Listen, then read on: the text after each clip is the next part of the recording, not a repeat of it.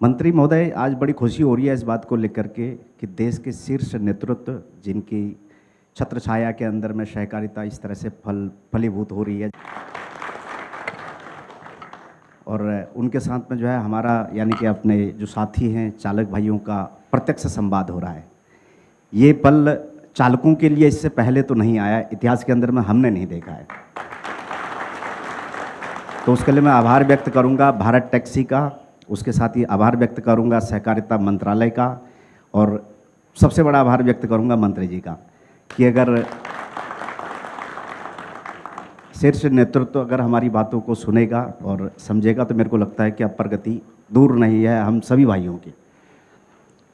महोदय, पिछले 20 सालों से मैं जो है इस लाइन के अंदर में हूँ, ड्राइवरी लाइन के अंदर में। इससे पहले नौकरी करा करता था और बेसिकली मैं रहने वाला उत्तराखंड का हूँ और नाम मेरा धारा वल्लभ है।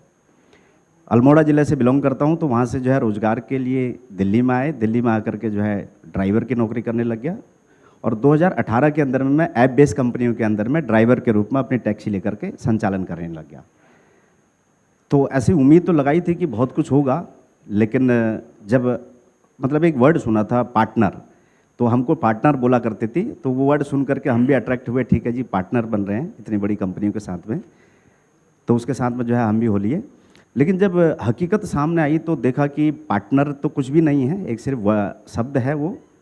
लेकिन वहाँ पर जो चीज़ें मतलब कमियाँ महसूस हो रही थी कि इतनी ज़्यादा कमियाँ थी, उसमें से जो है उन कमियों की ओर मैं आपका ध्यान आकर्षित कराना चाहूँगा और बाकी सभागार में बैठे हुए सभी सज्जन व्यक्तियों को भी बताना चाहूँगा।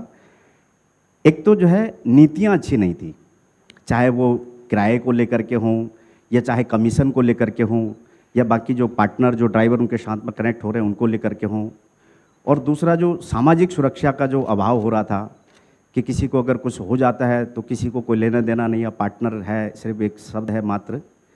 और उसके साथ ही जो है जो कमीशन की दरें थी वो बहुत ज़्यादा हाई थी, उनको लेकर के जो है बहुत सारी समस्याएं हुई।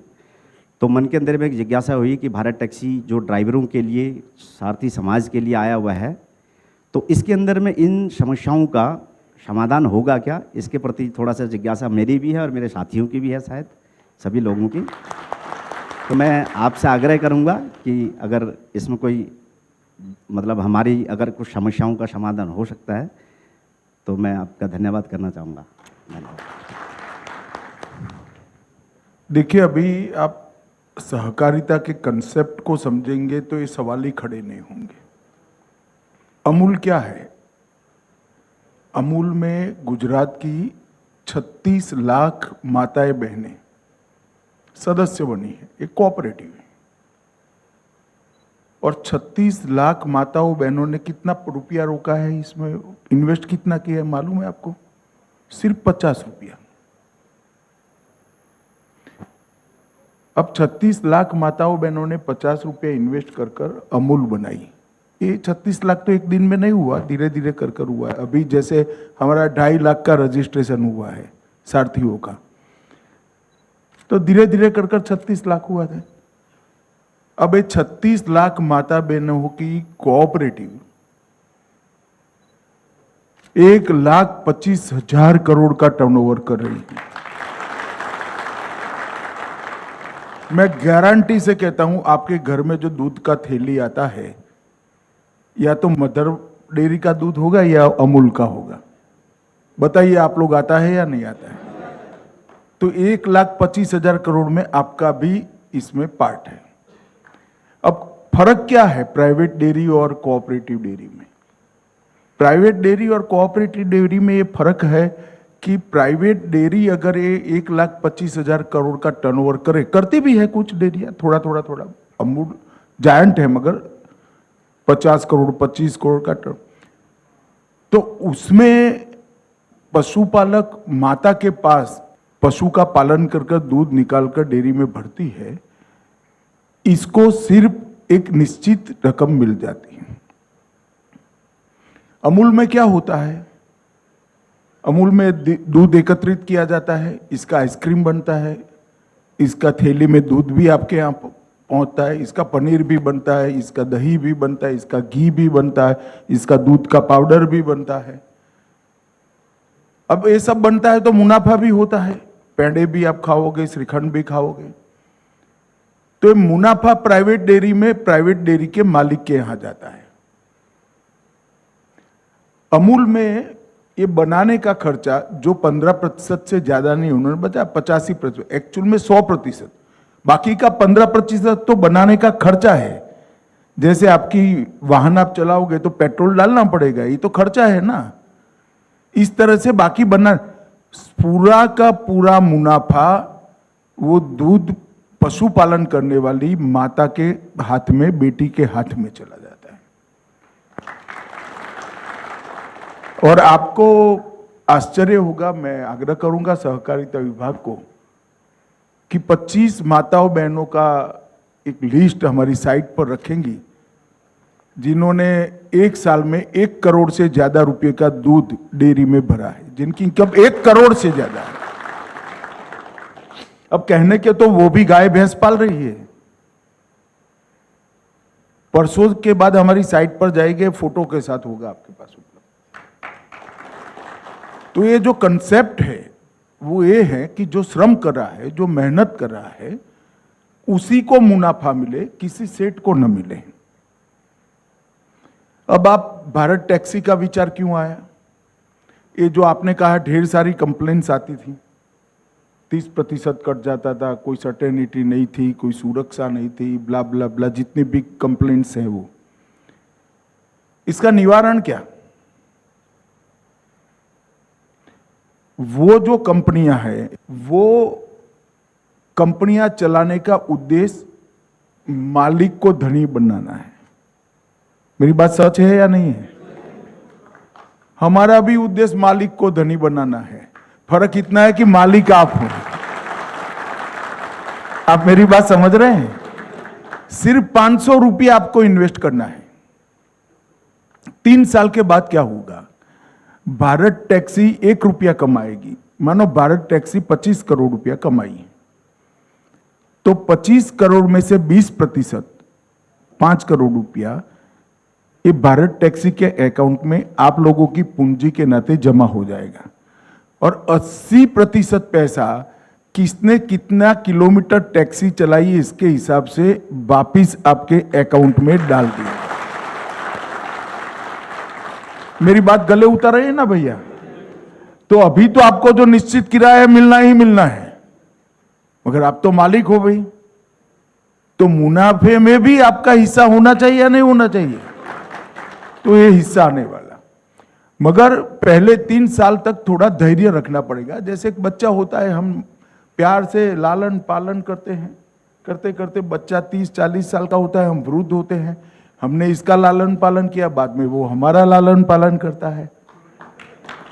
तो पहले 3 साल आपको धैर्य रखना पड़ेगा, इसलिए क्योंकि ये एडवर्टाइज करना, इसको एस्टैब्लिश करना, ये प्राइवेट कंपनियां इस पर जो स्पर्धा थोप देगी गलत प्रकार की, क्योंकि वो तो कमा कर बैठे हैं, तो इसको स्ट्रगल करने में 3 साल होंगे। और 3 साल में हम देश के हर शहर में लगभग पहुंच जाएंगे। ऐसा हमने रोड मैप बनाया, जहां जहां म्युनिसिपल कॉरपोरेशन है हम 3 साल में पहुंचे, तो ये संख्या हमारी बहुत बड़ी हो जाएगी। 36 करोड़ 75 साल के आजादी में कोऑपरेटिव में जुड़े हैं। भारत टैक्सी 15 करोड़ 1 साल में 2 साल में जोड़ देगी। तो इसको हम सब ने मिलकर मजबूत कराना पड़ेगा। धन्यवाद सर। धारा वल्लभ जी हमारे बोर्ड ऑफ डायरेक्टर्स में सारथी प्रतिनिधि के रूप में भी शामिल हैं, जिन्होंने भी प्रश्न पूछा। अब मैं अनुरोध करूंगा किशन भाई गोविंद भाई पटनी जी से, वो अपनी बात रखें आपके समक्ष। नमस्ते मंत्री जी, मैं अहमदाबाद गुजरात से एक ऑटो ड्राइवर हूँ। अभी मैं 10 साल से ऑटो चलाता हूँ अहमदाबाद में। कहाँ रहते हो? मेरे मतदाता। Yes sir, yes sir, yes sir, yes sir. मंत्री जी, अभी तो ऑनलाइन हम राइड कर रहे हैं, तो उसमें बोल रहे हैं आप पार्टनर हो, तो पार्टनर को जो कुछ समस्या आती है तब हम कॉल सेंटर में बात करते हैं। 1 सेकंड मुझे बताओ, उन कंपनियों का शेयर है आपके पास? नहीं है सर। तो कैसे पार्टनर हो गए? सर होगी बात, लोग पार्टनर बताते हैं। वो पार्टनर नहीं है, सर चलावा सही कर रहे है, हैं। सही है आपके सर। तो सर भारत टैक्सी हमको बोल रही है सारथी आप मालिक हो, तो सर हमको मालिक का हक कैसे मिलेगा? मैं बताता हूं, भारत टैक्सी में अभी हम सब छोटा छोटा काम करते हैं, सारथी है। हमारे पास इतनी पूंजी तो है नहीं कि इतना बड़ा कंपनी खड़ा कर ले। हमने अभी भारत की 5 बड़ी कोऑपरेटिवों को मिलाकर ये खड़ा कर दिया। अब जैसे आपकी संख्या बढ़ती जाएगी, जो सारथी इसमें पार्टनर बनना चाहता होगा, कंपलसरी नहीं है, आप बनो ना बनो आप पर निर्भर है। 500 रुपये का अगर आप शेयर लोगे तो आप इसके मालिक हो जाओगे। आप मेरी बात समझ गए? फिर जब भारत टैक्सी का बोर्ड ऑफ डायरेक्टर का चुनाव होगा, तब इसमें कुछ सीटें सारथियों के लिए भी चिन्हित रखी। जैसे अभी भाई साहब बोर्ड ऑफ डायरेक्टर में आ गए, तो वो आपके सारे हितों की चिंता करेगा। अगर भारत टैक्सी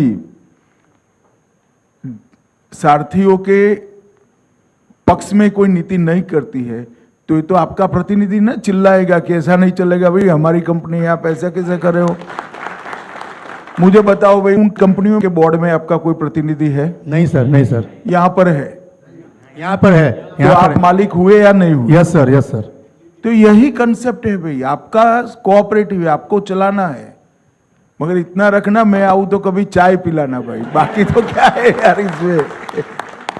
कंपनी आपका ही है, मुनाफा भी 20% रिजर्व करेंगे, जिससे कंपनी कोई खराब समय में आए तो हमारी उससे चलती रहे। 80% मुनाफा पर किलोमीटर एवरेज से आपको वापस दे दिया जाए। पहले 3 साल हमें एक एक शहर बढ़ाता जाना है। अभी दिल्ली एनसीआर बढ़ा है, तब राजकोट बढ़ाएंगे वो। तो पहले 3 साल हमारा एक्सपांशन में जाएगा। 3 साल के बाद जितना भी मुनाफा होगा, 20% कोऑपरेटिव भारत टैक्सी में रहेगा और 80% हमारे सारथी भाइयों को वापस दे दिया जाएगा।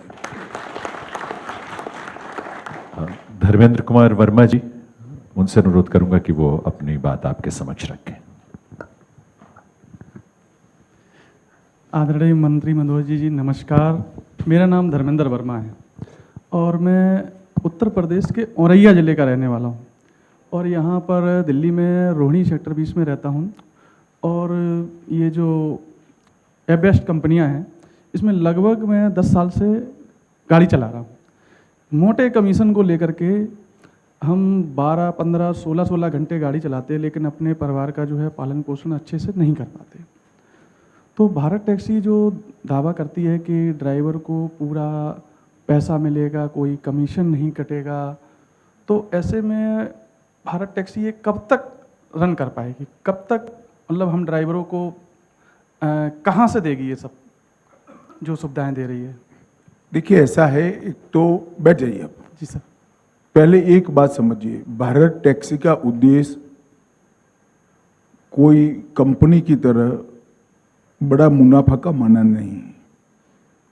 भारत टैक्सी का उद्देश्य है हमारे सारथी भाइयों को मजबूत करना। अब आपने जो सवाल उठाया कि भारत टैक्सी कहां से चलेगी, चलेगी तो इसी तरह से, परंतु वो इतना होगा जिसका जितना दाल में नमक होता है। ये कंपनियों ने नमक की दाल कर दी है। आप मेरी बात समझ रहे हैं? अच्छा, इसका हिसाब किताब तो आपके पास में है नहीं। इसका हिसाब किताब आपके पास में रहने वाला है, आपके लोग चलाने वाले हैं। आप मेरी बात समझ रहे हैं? जो प्रोफेशनल लोग होंगे उनकी तो तनख्वाह होगी, शेयर नहीं होगा। वो आपकी ओर से पूरा मैनेजमेंट देखेंगे। शेयर आपके पास है, मालिक आप हो, पॉलिसी आप बनाना है। तो जब आप पॉलिसी बनाओगे तो आपके पक्ष में बनाओगे या विरोध में बनाओगे, बताओ। मगर सोने के अंडे देने वाली मुर्गी की कहानी सुनी है सबने? जी सर। एक व्यक्ति का, उसके घर पर एक मुर्गी ने एक दिन सोने का अंडा दे दिया, दूसरे दिन भी दिया, तीसरे बड़ा खुश हो गया कि मुर्गी भाई सोने का अंडा दे रही है, बड़ी अच्छी बात है, मैं तो धनी हो गया। फिर एक दिन रात को उसको विचार आया कि ये रोज एक अंडा दे रहे, कितने अंडे अंदर पड़े होंगे, लाओ एक गर्दन काट लेते हैं, सारे अंडे एक ही दिन निकाल देते हैं। तो दूसरे दिन उसने वो करा, एक भी अंडा निकला नहीं। तो हमारी खुद की कंपनी को समझकर कोऑपरेट करना, सहकार करना, ये हमारा सिद्धांत होना चाहिए। और इतना मानकर चलो कि जैसे गाय का दूध का हम दोहन करते हैं, शोषण नहीं करते उसका। मेरी बात समझ में आ रहा है ना? भारत टैक्सी दूध का दोहन करेगी, आपका शोषण नहीं करेगी, इतना निश्चित मानकर चलो।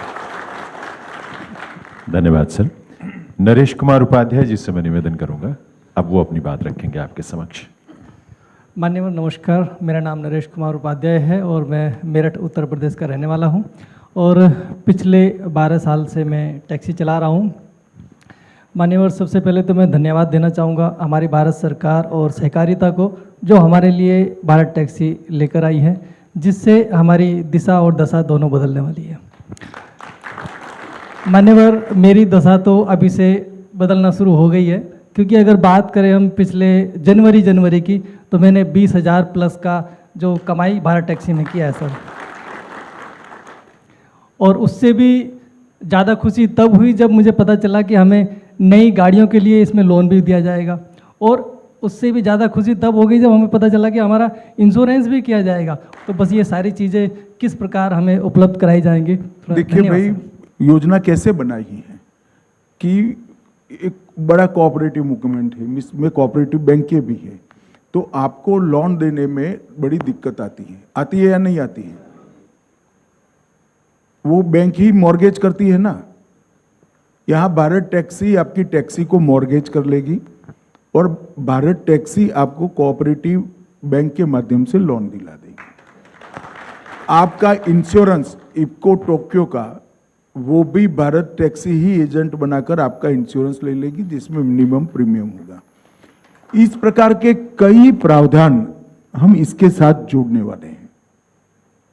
शुरुआती कुछ समय आपको धैर्य जरूर रखना पड़ेगा, क्योंकि व्यवस्था बनती है तो बनते बनते समय होते। जैसे एक नया घर लोगे तो शुरुआत में बाथरूम में थोड़ा प्लम्बिंग का प्रॉब्लम होगा, कहीं कलर उखड़ा हुआ होगा, कहीं दरवाजा ढंग से बंद नहीं होता होगा, मगर 1 महीना होते होते आप सब रिपेयर करा दोगे और ये सुचारू रूप से घर में रहना शुरू हो जाता है। इस तरह से टीथिंग प्रॉब्लम, जो शुरुआती दिक्कतें होती हैं, वो शुरुआती दिक्कतों को अपनी कंपनी है ऐसा समझकर थोड़ा बड़ा हृदय कर रख कर चलना, तब जाकर ये निश्चित सफल होगा। आपको जरा भी शंका रखने की जरूरत नहीं। धन्यवाद सर। वनराज गढ़वी जी से मैं अनुरोध करूंगा, वो अब अपनी बात महोदय के समक्ष रखेंगे। नमस्ते सर, मेरा नाम वनराज गढ़वी है। मैं अहमदाबाद गुजरात से एक टैक्सी ड्राइवर हूँ। मैं पिछले 8 साल से अहमदाबाद में टैक्सी चलाता हूँ और कई बड़ी बड़ी कंपनियों में हमने काम किया है। वो बड़ी बड़ी कंपनियाँ, हम जब सुबह से घर से निकलते हैं, अच्छी सोच लेके निकलते हैं कि घर से निकलकर हम जाए, अच्छा मुनाफा कमाएंगे, घर अच्छा पैसा लेके आएंगे और परिवार का गुजरान करेंगे। लेकिन जब हम पूरा दिन काम करते हैं तो इतना भारी कमीशन और इतना टैक्स, मतलब ऐसे चार्ज लगाते हैं, हिडन चार्ज लगाते हैं। आज तक हमें समझ में नहीं आता किस प्रकार से कौन से चार्ज लगाए जाते हैं। कभी चार्ज बढ़ भी जाता है, कभी कम भी हो जाता है, कभी किराया बढ़ जाता है, कभी कम हो जाता है। जब हम थक के घर जाते हैं शाम को, तब मालूम पड़ता है कुछ नहीं बचा है। हमने तो खाली मेहनत ही की और कुछ बचा नहीं। ना हमारा परिवार का भविष्य होता है, ना किसी का और कुछ होता है। तो हम ये जानना चाहते हैं आपके माध्यम से सर कि भारत टैक्सी हमारे भविष्य के लिए, हमारे परिवार के लिए और क्या क्या सुविधा देगी। पहली बात, भारत टैक्सी में हिडन कुछ नहीं होगा। एक बात समझिए, जो होगा वो नोटिफिकेशन आपके मोबाइल पर आ जाएगा, तभी होगा, और 1 सप्ताह पहले नोटिफिकेशन आएगा। आप मेरी बात ढंग से समझ रहे हैं? जो करेंगे 1 सप्ताह पहले नोटिफिकेशन भेजकर करेंगे। आपकी मिनिमम वायबिलिटी पर किलोमीटर क्या होगी, वो बेसलाइन बनाकर जो होगा उसके ऊपर होगा। मतलब आप 1 किलोमीटर का आपका रेट 2 रुपया है, मैं काल्पनिक रूप से 2 रुपया कह रहा हूं, तो जो होगा वो 2 रुपया प्लस मुनाफा उसके ऊपर ही होगा, इसके नीचे कभी नहीं होगा। आप मेरी बात समझ रहे हैं? तो भारत टैक्सी काउंट करेगी कि ऑटो का मूल्य कितना, पेट्रोल कितना जलेगा और मिनिमम कितना कमाना चाहिए, ये सब मिलाकर एक बेस रेट होगा। इससे नीचे हम नहीं जाएंगे। हमारा लक्ष्य मुनाफा कमाना नहीं है। हमारा सारथी हमारी कोऑपरेटिव का मालिक है, वो अपना घर अच्छे से चला पाए, वो है। तो सारी कंपनियों में क्यों तकलीफ आती है? उन्होंने बेस रेट ही तय नहीं किया है। ये सहकार टैक्सी का एक बार मैंने राज्यसभा में भाषण किया तो ये तीनों लोग मुझे बारी बारी मिलने आए थे कि मत करिए, नुकसानी का धंधा है वो। फिर मैंने वैसे ही जानकारी के लिए पूछा कि भाई आपने आपके ड्राइवरों के लिए कोई मिनिमम बेस रेट बनाया है कि नहीं? नहीं, बेस रेट नहीं है, वो तो उसको अच्छा लगेगा तो आएगा, नहीं अच्छा लगेगा तो मेरे को वो नुकसान करेगा तो it is up to him, मतलब वो उसको देखना है। हम ऐसा नहीं करेंगे। जो बिजनेस करेंगे आपका मिनिमम मुनाफा होना चाहिए, इतना हो, और फिर जो ज्यादा मुनाफा होगा वो भी अंततोगत्वा तो घूमकर आपके पास में ही वापिस आना है। धन्यवाद सर। सारथी बहन नीलम है यहाँ पर, वो अपनी बात अब आपके सामने रखेंगी। नमस्कार मंत्री महोदय जी, सभी साथियों को भी नमस्कार। मैं नीलम शर्मा, मैं बिहार से बिलोंग करती हूँ। मैं दिल्ली शहर में आई और कुछ समय बाद ही मेरे पति को कैंसर पीड़ित हो गए। वो उससे 4 साल जूझते हुए उनकी देहांत हो गई। इसके बाद मैं सिंगल ड्राइवर मदर होने के बाद मैंने ड्राइविंग सीख के अपने बच्चों को पालन पोषण किया। 8 साल से मैं दिल्ली एनसीआर में कैब ड्राइवर हूँ और 8 साल से कैब चलाते चलाते कि कंपनी हम उसके साथ 8 साल हमने दिए और बिना वार्निंग दिए, बिना कहे सुने, और उन्होंने ब्लॉक कर दी आईडी। मैं बहुत परेशान हो गई, बहुत रोई पीटी, भी कुछ नहीं आया, कुछ किसी ने नहीं खोला, सपोर्ट नहीं किया किसी ने।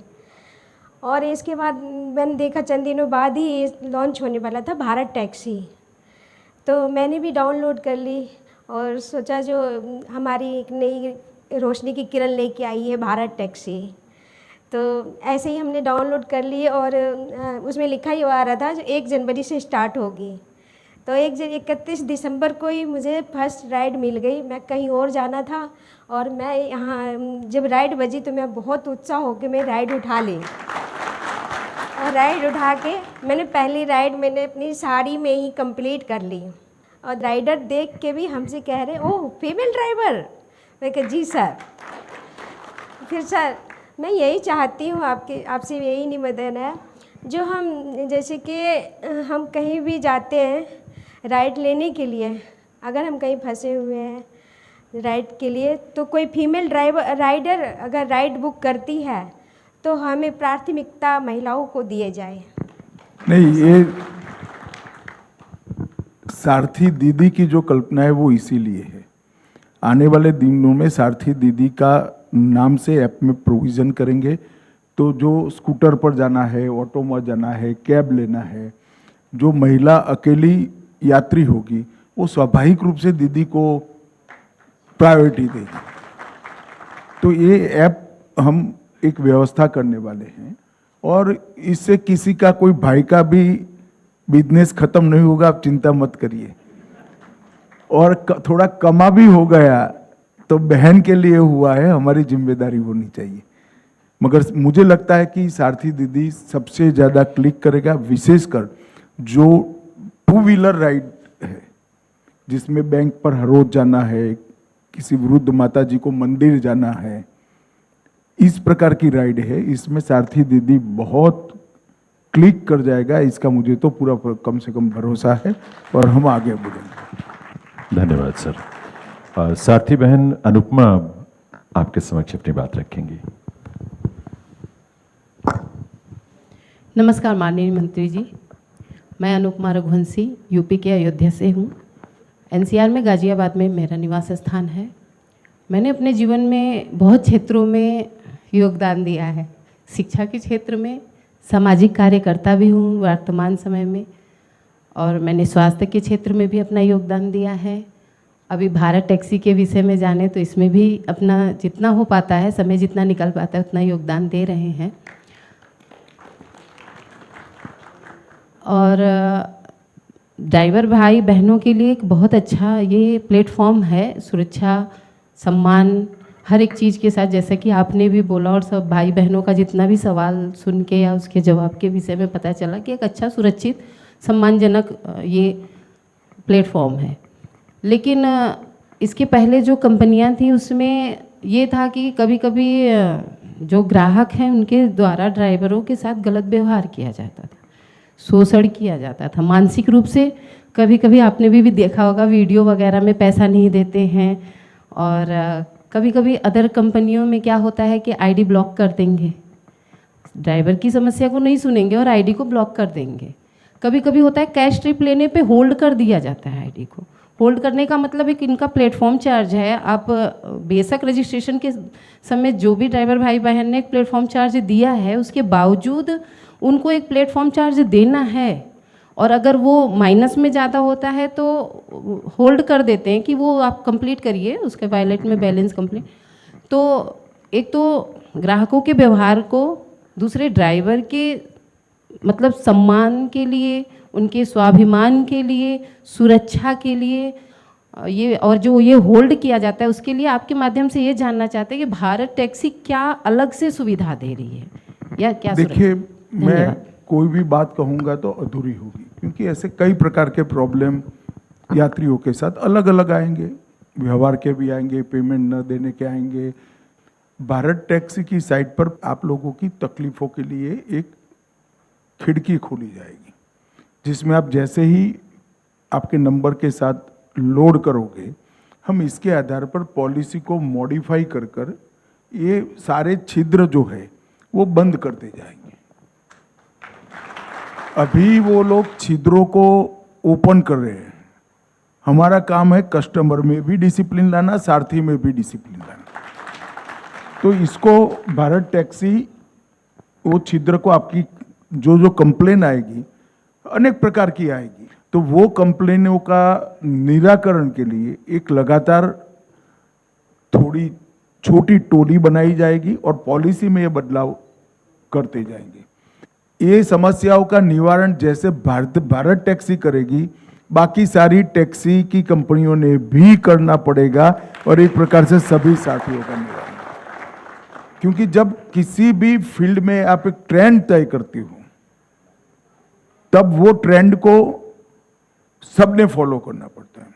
अभी उनका ट्रेंड है कि कस्टमर को प्लीज करो, जरूर करना चाहिए। महात्मा गांधी ने कहा था कि ग्राहक तो हमारा भगवान होता है, और हम सब जानते हैं, इसी के आधार पर तो हमारा रोजी रोटी चलेगा। परंतु कस्टमर को खुश करने के साथ साथ सारथी का भी कल्याण करना, ये हमारा लक्ष्य होना चाहिए, जो भारत टैक्सी का है। धन्यवाद सर। बहन रेखा देवी यहाँ उपस्थित हैं, वो अपनी बात आपके समक्ष रखेंगे। अब माननीय मंत्री जी नमस्कार, और जितने भी भाई बहन मेरे यहाँ बैठे हैं सभी को मेरा नमस्कार। मैं रेखा कैब ड्राइवर दिल्ली से, मैं 7 साल से दिल्ली एनसीआर में टैक्सी चला रही हूँ। हर ऐप और कंपनी में ऐसा होता है कि कस्टमर के लिए तो हेल्प सेंटर होता है, पर ड्राइवरों की सुनवाई नहीं होती। ड्राइवरों के लिए कोई हेल्प सेंटर नहीं रेखा होता। जी, मैंने यही कहा, एक खिड़की सारथियों के लिए है।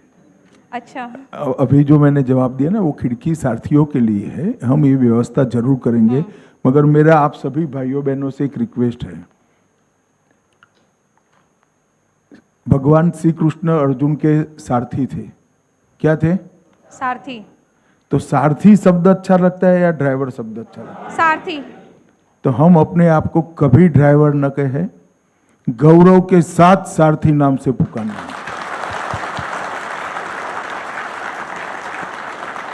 और ये भाव के साथ, ये भाव लाना ही भारत टैक्सी की जिम्मेदारी है। विश्व में परिश्रम से किया हुआ कोई काम छोटा नहीं होता। मैंने मेरे जीवन में अहमदाबाद में मेरी कॉलेज के सामने एक रेस्टोरेंट था, बहुत फेमस रेस्टोरेंट था, ओसवाल कर। इसकी बिल का प्रिंटिंग का ऑर्डर लेकर प्रिंटिंग प्रेस से छपवाया है। कोई काम छोटा नहीं होता जी। हमने गौरव के साथ काम करना चाहिए, हम परिश्रम के साथ देश के विकास के अंदर योगदान करना चाहते हैं, देश की व्यवस्था को आगे बढ़ाना चाहते हैं। तो कृपया मेरा आप सबसे विनंती है, आज से जहां जहां भी हो, और सारथी किसी भी कैब का हो, उसको बता देना भाई तुम ड्राइवर नहीं हो, सारथी हो। सारथी है। और ये शब्द बहुत बड़ा है। श्री कृष्ण अर्जुन के रथ को चलाते थे, पूरा युद्ध अर्जुन करते थे, उतरकर श्री कृष्ण के पैर छूते थे। ये बहुत बड़ा सम्मान है और हम परिश्रम कर रहे हैं, देश के विकास के अंदर योगदान कर रहे हैं। आप ये भूल जाइए कि आप आपकी आजीविका के लिए कर रहे हैं। ये रिक्वायरमेंट है देश की, अच्छी व्यवस्था होनी चाहिए। तो हमें सम्मान के साथ अपने आप को कभी ड्राइवर मत बोलना, सारथी ही बोलना और समाज स्वीकार करना। धन्यवाद सर। अशोक सहरावत जी हैं हमारे सारथी भाई, वो अपनी बात रखेंगे। माननीय मंत्री जी, मेरी तरफ से आपको प्रणाम, सादर नमस्कार, और दूर दराज से आए हुए मेरे सारथी भाई सबको मेरी तरफ से नमस्कार। बहनें भी है जी, और अन्य जो साथी मौजूद हैं हॉल में, आप सबको मेरी तरफ से नमस्कार। मेरा विषय ये है कि मैं अशोक सहरावत इंटरनेशनल एयरपोर्ट पर टैक्सी 40 साल से चलाता आ रहा हूँ जी, और हम 1975 से प्रीपेड बूथ से जुड़े, तब से लेके आज तक प्रीपेड बूथ पर रहते हुए किसी ने भी हम ड्राइवरों के बारे या सारथी हम कहें तो किसी ने भी हमारी तरफ कोई ध्यान आकर्षित नहीं किया कि इनका किसी प्रकार से भला किया जाए। मेरे यहाँ पर इंटरनेशनल एयरपोर्ट और डोमेस्टिक एयरपोर्ट दोनों स्टैंड्स पे 2500 टैक्सी चलती हैं मिला के। हमारे पास 5000 की नफरी जो है ड्राइवर्स की है सर। हमारा चिंता का विषय ये है कि आज तक किसी भी सरकार ने और किसी भी लोगों ने हमारे ड्राइवर भाइयों के लिए कुछ नहीं किया। अचानक हमें न्यूज़पेपर माध्यम से पता लगा कि भारत टैक्सी लॉन्च हो रही है। हमने इसको यूनियन में डिस्कस किया और डिस्कस करने के बाद सलाह बनाई कि क्यों ना भारत टैक्सी से जुड़ा जाए, और इसी के साथ ही हम सहकार टैक्सी से जुड़े। अभी 2 महीने का समय नहीं बीता है, मैं आपको अवगत करा दूं कि वास्तव में भारत टैक्सी से जुड़ने के बाद हमारे दोनों टैक्सी स्टैंडों पे एक अच्छे परिणाम दिखाई देने लगे हैं।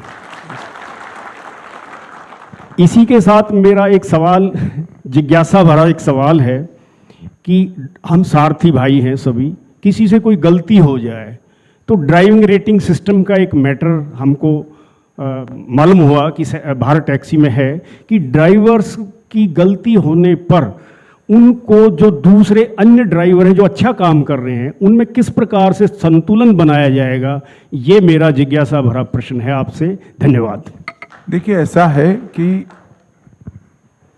इम्प्रूवमेंट की सभी संभावनाओं को भारत टैक्सी तरासेगी। जैसे जैसे काम आगे बढ़ता जाएगा, हर प्रकार की समस्या का समाधान भी हो जाएगा। इसमें किसी को आशंका रखने की जरूरत नहीं है।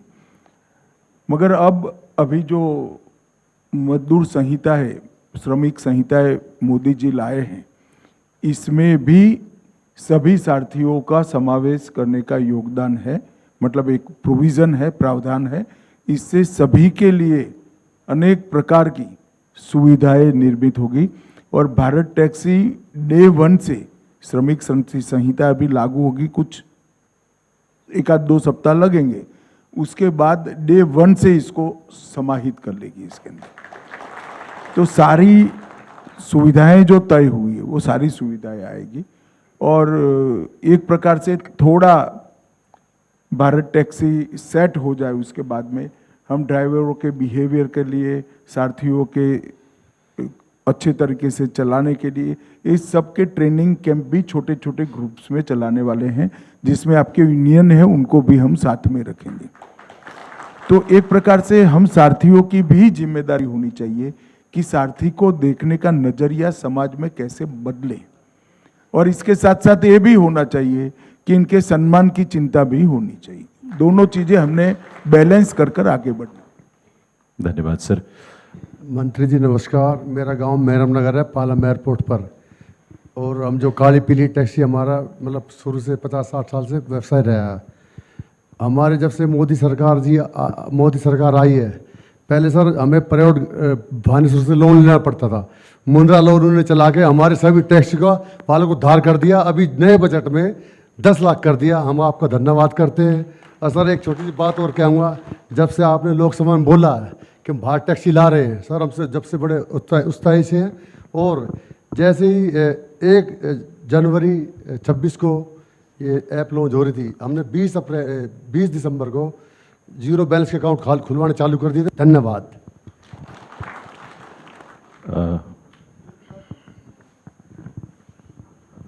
माननीय मंत्री जी को नमस्कार और सभी साथी भाइयों को नमस्कार।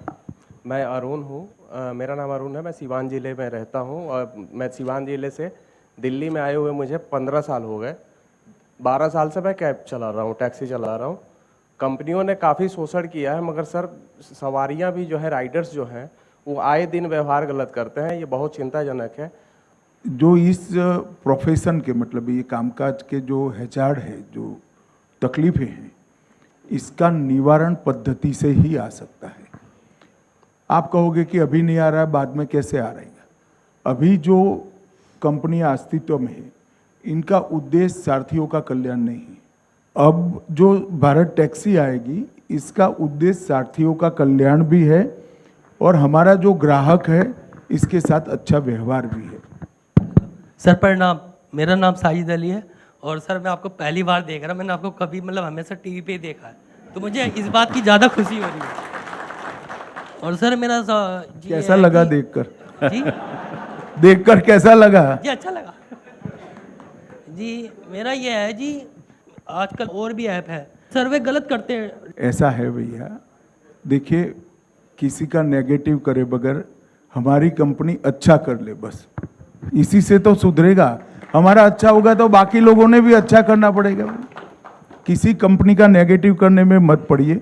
हमारी कोऑपरेटिव टैक्सी है, वो अच्छा करे, उसकी हमारी जिम्मेदारी रखिए। ऑटोमेटिक उनको सुधर जाना पड़ेगा। चिंता मत करिए, हम थोड़े आगे बढ़ेंगे, बाकी सारी चीजें सुधर। एक बात आप सभी समझ कर चलना, आज तो मैं आया हूं, परंतु भारत टैक्सी का एक कार्यक्रम निरंतर चलेगा, सारथियों से संवाद और उनकी तकलीफें सुनना। और संवाद तीनों प्रकार से होगा, ऑनलाइन भी होगा, फिजिकल भी होगा और एक कॉल सेंटर भी हम चालू करेंगे जिस पर फोन से आप लिखवा सकते हो। किसी को ऑनलाइन कंप्लेन करना नहीं आता है तो टेलीफोन कर आप आपका नाम, आपका सदस्य नंबर और किस प्रकार के सारथी हो वो लिखवा दोगे। ऑटोमेटिकली इसकी सुनवाई रिकॉर्डिंग वाली व्यवस्था में हम कर देंगे। हाँ।